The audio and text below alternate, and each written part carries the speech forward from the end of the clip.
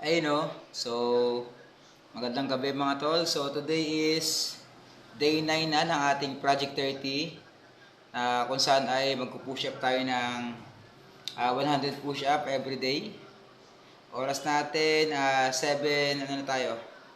Mag-aalas 7 na ng gabi. So, ginabi na naman tayo sa ating pag-push up.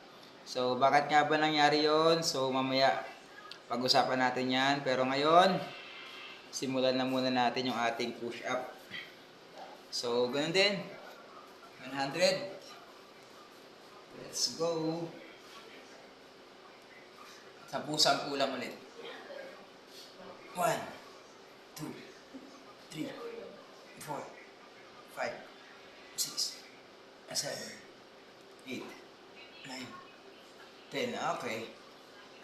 10.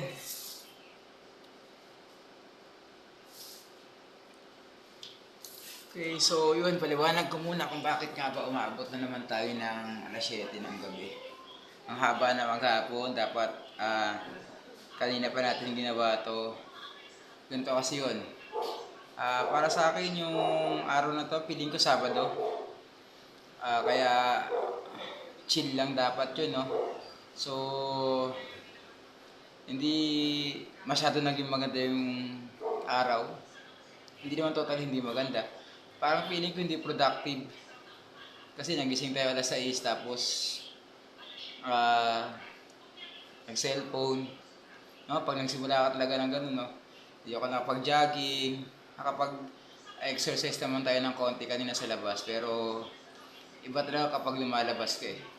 So, halos maghapon, stay, stay at home lang ako dito, di ba? Sa bahay. So, kaya ganun. Tapos, isa pa doon, wala kang nakalatag na gagawin. No, wala kang to-do list. So, kung ano lang maisipan mo, so, yun lang gagawin mo. So, since mas komportable mag-cellphone, so, halos ganun lang ginawa namin. Ginawa ako, di ba? Lalo. Kaya, yun. Ngayon, nakabili na ako ng kandila. So, 5 kandila lang yun. So, since November 1 nga ngayon, di ba? Para ipagtirik naman yung mga mahal natin sa buhay. So, alam ko kayo meron din ganon. So, halos bawat bahay may mga kandila. Dahil halos lahat naman meron tayong mga mahal sa buhay na namayapa na. So, mamaya ulit, tuloy natin yung ating chika / motivation. Pang 20 pa lang to. 1, 2, 3, 4, 5, 6, 7, 8, 9, 10, 20. 20. So, yun, balikan natin yung ating chika minute.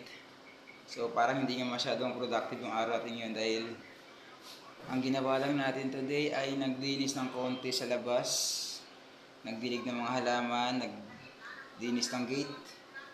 Pero after that, parang wala akong maisip na iba kong ginawa. No? So, cellphone lang. Tapos, may bumubulong dun. So, yun muna. May natin pagpatuloy yung chikadora natin. Chika minute. So, pang 30 pa lang to. 30.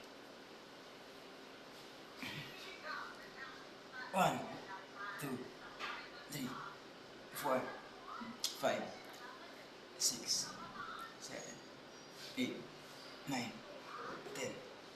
Okay. 30. 30. Balikan na natin ating usapan kanina.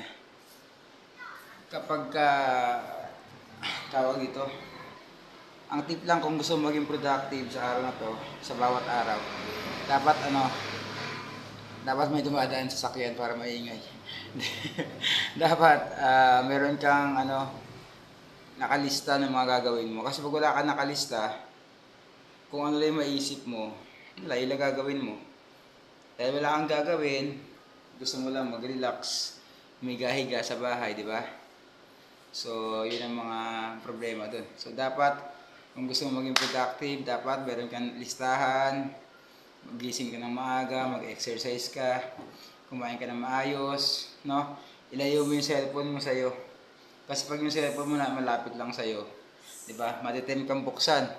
Mag-scroll down ka lang sa Facebook, sa TikTok, sa mga online games. So yun, mahook ka doon hanggang magulat ka, uy, nakalipas na pala 30 minutes, 1 hour, di ba? What if naglinis sila ako ng CR noon, di ba? Di bangusan na ng CR ko doon.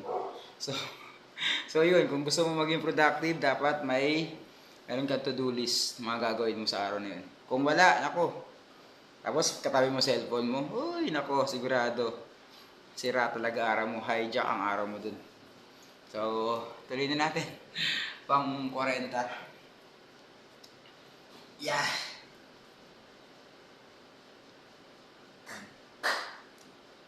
3, 4, 5, 6, 7, 8, 9, 10. Okay.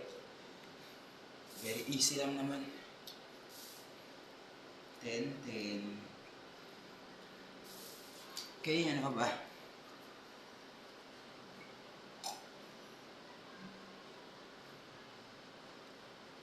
Ano ba bang pwede pag-usapan natin? So yun nga, no? Talagang, lalamunin ka talaga ng cellphone, lalo na kung wala kang disiplina. Basta. Kumbaga dapat ilayo mo talaga yung sarili mo sa cellphone. Lagyan mo sa kwarto, di ba?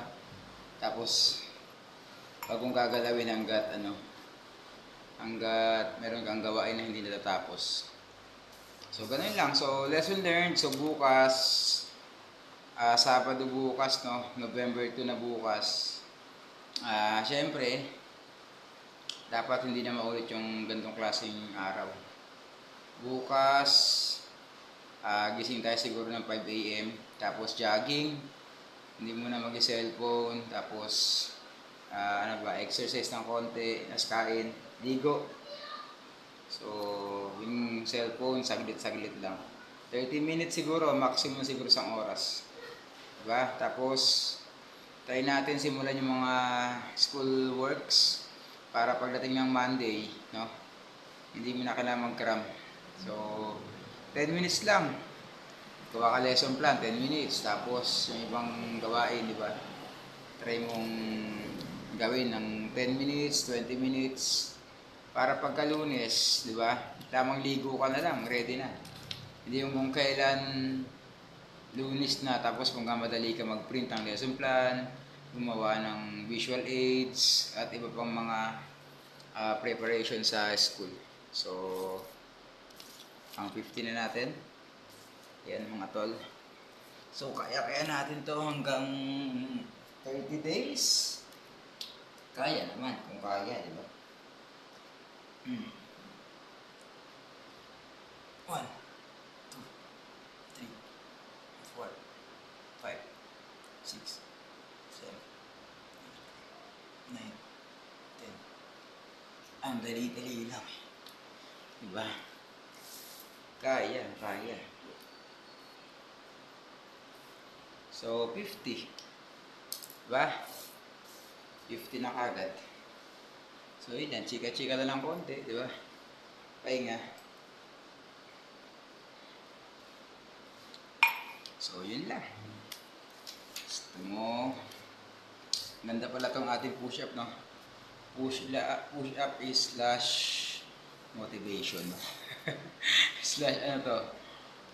parang may mga pa tayo dito.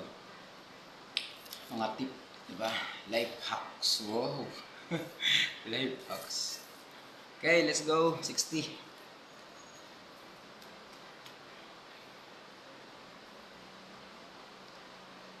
1, 2,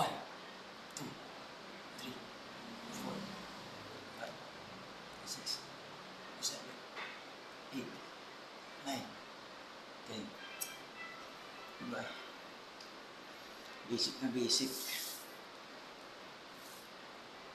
60. Alright. So, yun lang. Ano ba? Pwede nating pagchika-chikahan dyan. No? Wala.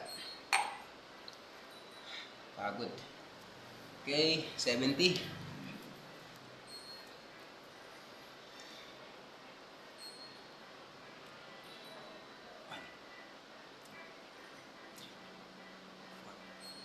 Five, six, seven, eight, nine, 10.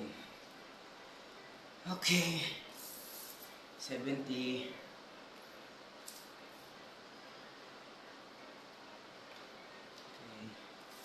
Pahinga tayo 10 seconds ulit. Wala ako maisip eh. Hindi pwede pag-usapan, di ba? Okay. 1, 2, 3. Umulan. 5, 6, 7, 8, 10. Umuulan ngayon mga tol. Yan. Nakisama sa pakikidalamhati sa mga yumao. November 1. Ibis lang pa naman, no?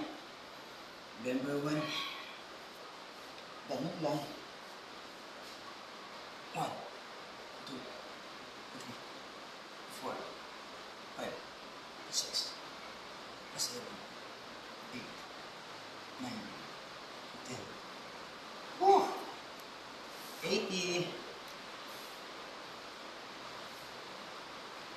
Last 2. Last 2. Yan, umuulan lang sa labas. Grabe. Yan na naman. So, sana di magtuloy-tuloy yung makakamulan. Okay. Tubig tayo. Okay.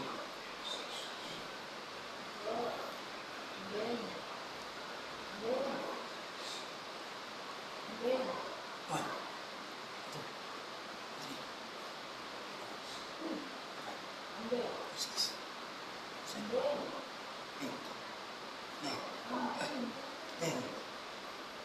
Woohoo! 90. 100 push up. Grabe. Nagpapawisan ka rin, no? Oh, pawis ko. Diba? Okay. Last. Isang 10 na lang. Pero, instead na 10, gagawin natin 11 para the power of 1 more, di ba? Try natin. Okay, let's go. Para sa ating day 9, last set. Sana lang. Nagpawisan din ako.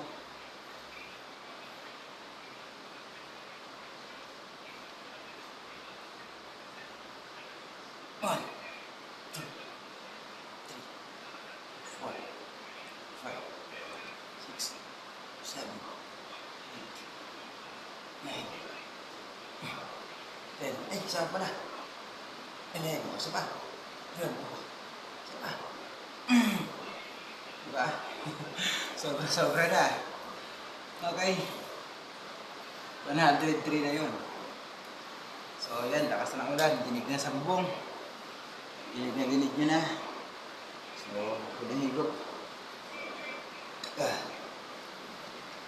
Higop pa.